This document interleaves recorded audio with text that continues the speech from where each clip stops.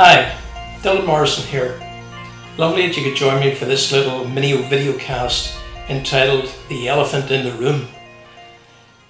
Now, it doesn't take long for us to be in a religious or spiritual community to begin to sense that something isn't quite right, usually deep within ourselves and in the general atmosphere of the community.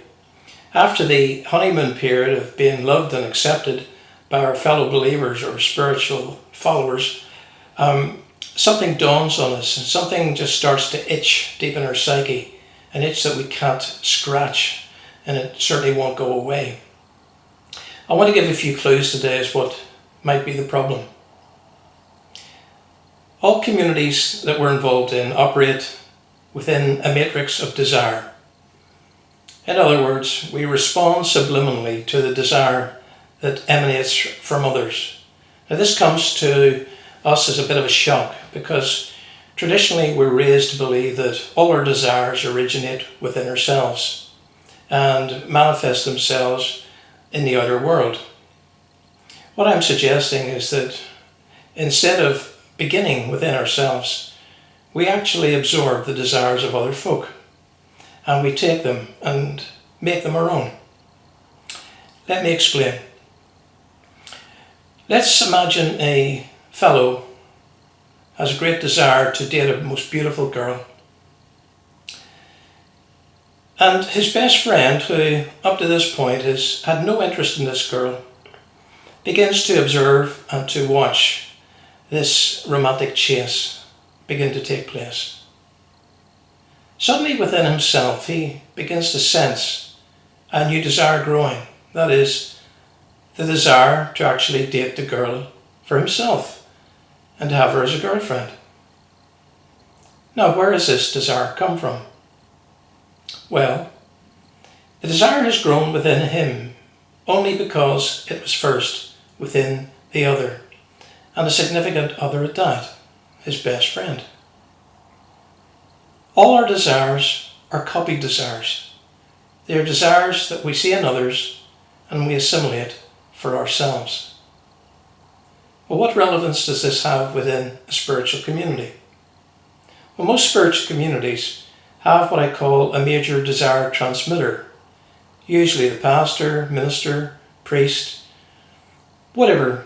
The leader of the community is usually the designated person, the one with a really strong desire to serve God or to serve reality or to serve the unified one who presides over the whole cosmos, whatever terminology you want to use. This leader is a leader usually because they have the most desire for God. And so when we come into a community like that, it doesn't take long for us to begin to sense this desire and to pick it up. We want to be like the leader. We want to want what he wants, namely God, which sounds great. But the problem is, as we take on the leader's desire and it gets under our kind of psychic skin, so to speak, it begins to change us. We actually become more and more like the desire transmitter within the community, namely the leader. Now, at first, everything goes so well. Everyone who has joined a community goes through this experience, and the sense of unity together, all following the desire of the major desire transmitter within the group, is quite an exciting experience. A great sense of empowerment, a great sense of life and dynamism going on within this community. But unfortunately, as we become more like the leader himself, who may be completely oblivious to the effect that his desire is having on his flock or his people, begins to sense something very disturbing deep within his own psyche. He begins to waken up to the fact that those who are following him are actually becoming like him, and in so doing are actually beginning to threaten his position, in fact, threaten his own being.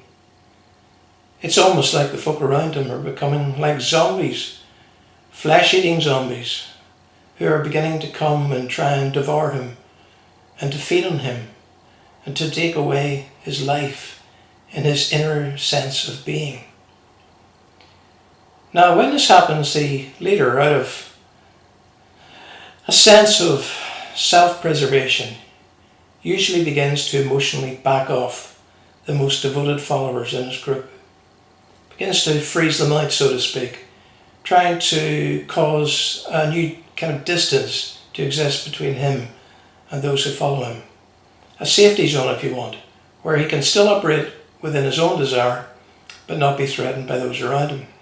The trouble is, the followers themselves sense this subtle and subliminal disapproval, this turning off of affection and devotion, and believe themselves to have done something wrong, something to displease the leader. So what happens is that they double their efforts to become like the leader, because in doing so they believe that they will please him and then therefore be like him. Of course, this spiral is going to continue. The leader once again senses the renewed efforts of his followers, and so freezes them out even more. And so we have a downward spiral that's ultimately going to end up in one of two scenarios. One, the leader feels so threatened that he actually leaves the group, resigns his position and leaves. Or two, he begins to ostracize those who are closest to him, those who are becoming most like him. In a situation like this, we have created what we call monstrous doubles, or model obstacles. The model, the pastor or leader of the group, has become an obstacle to the people trying to be like him. And the people have become an obstacle to the pastor. There's only one way out. Somebody has to go. More often than not, then, rather than the leader of the group leaving, it's the chosen disciple or chosen follower is the one to get axed. Now, they're not necessarily physically thrown out of the group, but life is made so emotionally unbearable that they usually withdraw voluntarily, feeling hurt, wounded, disapproved of, and indeed betrayed. Now, this explains why many spiritual and religious groups fracture after a few years, why they begin to split, why those who seem to be the most zealous in the group often leave, and often in a hurry.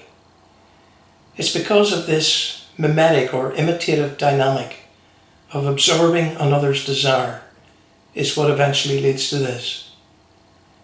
And this is why in my teaching I suggest that we don't plug into a model within our spiritual communities, that we guard ourselves from following another person, even the most zealous and sincere of believers or spiritual practitioners. The divine light has been given to us within.